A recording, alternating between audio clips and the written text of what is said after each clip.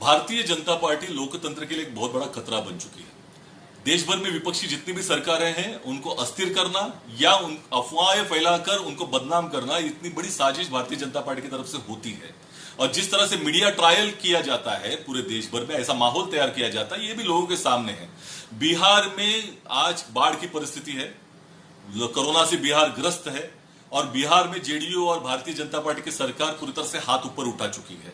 बिहार की जनता को मुंह दिखाने लायक परिस्थिति नहीं है। उनको 5 साल में कोई विकास का चित्र वहां नहीं हुआ है, दिखाई नहीं दिया है।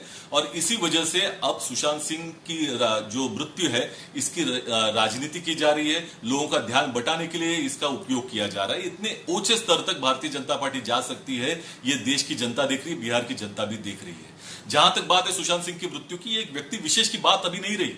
एक भारतीय जनता पार्टी की ओछी राजनीति के लिए, लोकतंत्र के लिए कितना बड़ा खतरा तैयार हो सकता है, ये लोगों के सामने है। संघ राज्य प्रणाली है जिसमें राज्यों में ये जो कानून व्यवस्था है ये राज्य की सूची में आता है। ऐसे वक्त में किस तरह से सीबीआई को ये मामला दिया जाए, सत्य वही है जो भारतीय जनता पार्टी कहे, देश भर में उनके जो गोदी मीडिया है वो कहे, ऐसा एक माहौल बनाया जा रहा है। निश्चित तौर पर इसका मुकाबला करने की आवश्यकता है, क्योंकि जिस तरह से सीबीआई के पास ये केस लेके जाने का प्रयास किया गया है, इससे पूरे देश भर में अफरा तफरी का माहौल होगा।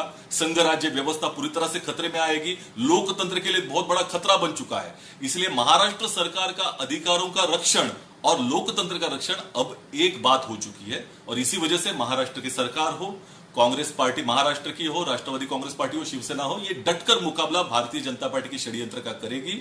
और जहां तक भारतीय जनता पार्टी की राज्य की इकाई है जो महाराष्ट्र की, जो आंदोलन कर रही है, जब ऐसे वक्त में जब महाराष्ट्र के अधिकारों के हनन मोदी सरकार कर रही है, उस वक्त में बजाय इसके कि महाराष्ट्र की जनता के साथ में खड़े होना, वो उस अधिकारों के हनन की प्रक्रिया का साथ दे रहे हैं। महाराष्ट्र की जनता इनको माफ नहीं करेगी।